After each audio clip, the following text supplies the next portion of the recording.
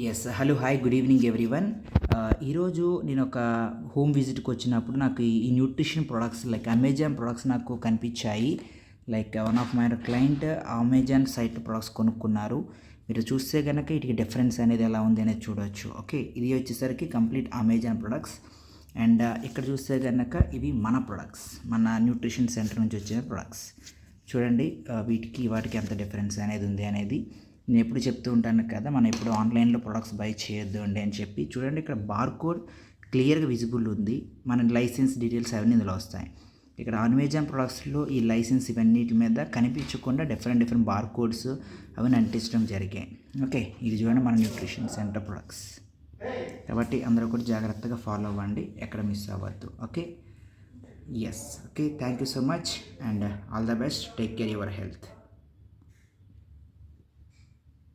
Yes.